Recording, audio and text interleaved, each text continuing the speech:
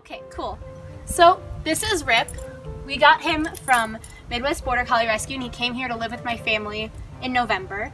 He was rescued from Southern Illinois, and he is a joy to have around, but he is a prime example of a victim of neglect and abuse due to misunderstandings about his breed and about how to care for an animal.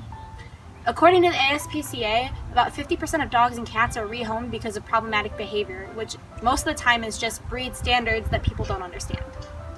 And that's Rip was originally adopted by an old man who was actually using him for herding and taking care of the breed properly, but unfortunately something happened to the old man, and Rip ended up going to the old man's daughter, who also owned two small dogs, which were Bichon Frises, and Rip, being a herding dog, started to herd said Frises, tiny dogs, around, and the woman got scared and thought that he was going to kill her dogs, and therefore she chained him outside from anywhere from 1 to 4 years because she thought that he would hurt her small tiny dogs when really he's just a big puppy dog. He was left with inadequate food and shelter. While we all know nutrition is important for a pet, too much food can be just as bad as too little food. Though the extreme cases of underweight dogs is a small percent, approximately 54% of dogs and 58% of cats are overweight in America. Obesity can lead to problems such as diabetes, damaged joint, heart disease and increased blood pressure, stamina problems, heart and liver problems, digestive and immune problems, and many more. Now, while many say giving their pet food is a sign of love, it can cause great harm to them and can shorten their lifespans by up to 2 years.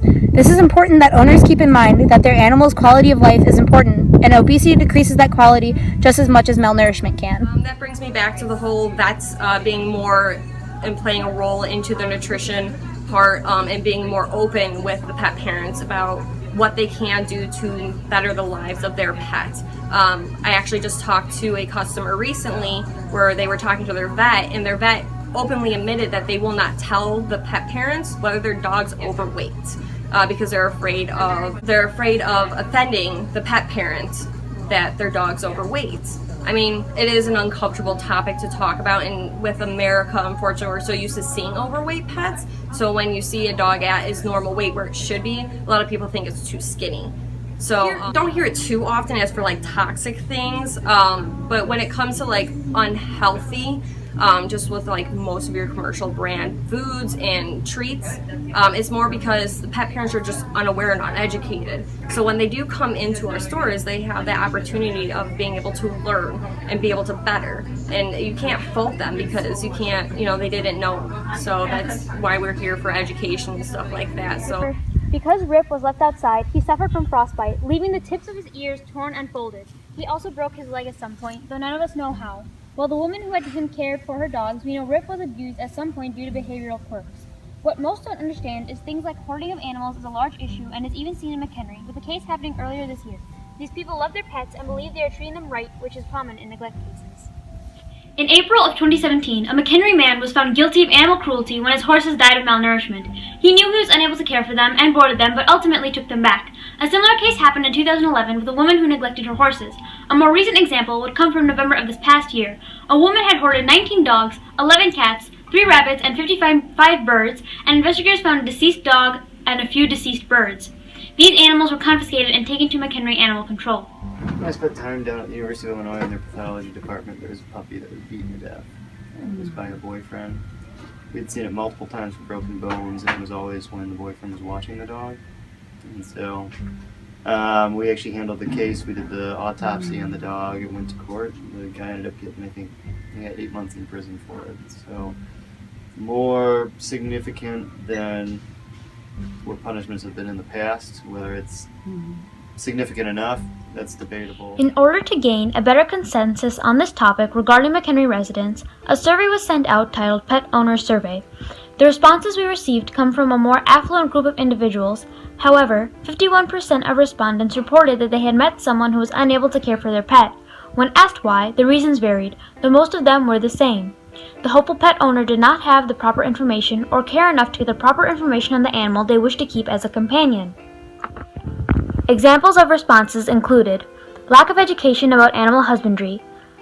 Their pet ownership was about the novelty of it and not about actual care. They did not research health issues associated with the pet.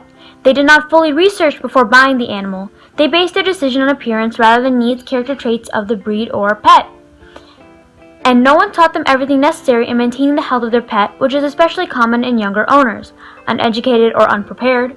They bought the animal on a flash sale impulse buy, and they didn't look up information on the internet before getting the pet.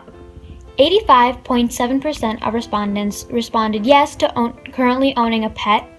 53.1% responded yes to having rescued a pet before, and 51% responded to having met someone who was unaware of how to properly care for the animal they were keeping. And when asked, do you believe it is abuse or neglect to have not been taking care of your companion animal properly, 71.4% of respondents said neglect, 22.4% responded abuse, and the rest responded neither. Sure. I mean, you see dogs that maybe they were abused by a man with a hat, and then whoever adopts them, if it's a man with a hat, puts a hat on, the dog, they remember. They remember. So sure, oh yeah, a lot of those behaviors can be worked out. So why did you let the parakeets go? You brought their cage out and you opened it and you let them go off of our driveway. Why? Why did you let them go? Because we found that your brother, my son Rayan, was really start getting the allergies from their feathers. Therefore, and he was consistently sick, and therefore we just let them go rather than give to someone else. Do you think it was the right decision for those parakeets? Or that it was right? I think so, because the neighborhood where we live is kind of very quite it's like we have some woods, trees, not that far, but I think it wasn't good call. It wasn't, because parakeets cannot survive in such a type of atmosphere. Yeah, well, that plays into my second question. Are you aware that domestic birds are unable to survive in the wild like that? No, it wasn't good call, yeah. So why not have gone back to the pet store and surrendered them or given them up? Well, I'm really sorry about it. That was unfortunate. We made a quick decision, and we wasn't sure that whether they will take it back from us or not.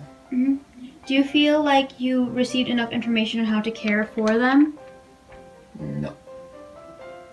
Coming from a family of people who are either lukewarm towards animals or really love them, nobody really knows properly how to take care of them. There are cases of, even in Pakistan, where there's a lot of hoarding issues, where they just keep letting all the animals in, taking all the birds in as they can. And with my own personal experiences of having animals and they end up not being taken care of, it's hard, because you can tell the animal is in some kind of distress, but if you don't know how to fix that, well, should you really have been taking care of the animal in the first place? For those of you who have pets, make sure you know the proper care for them. And if you're thinking of getting a pet, don't choose a puppy or kitten based off of how cute they are. Actually do the research for each breed. And that goes for the same for exotic animals and lizards, as well as birds. Each specific species requires different forms of special care, and not knowing those can lead to extreme pain for your animal. Loving a pet is one thing, but taking care of them is a completely different thing. Just be careful about everything you do, and in any topic regarding your animals, just educate yourself, because that's the only way that they can have just as happy as a life as you want them to.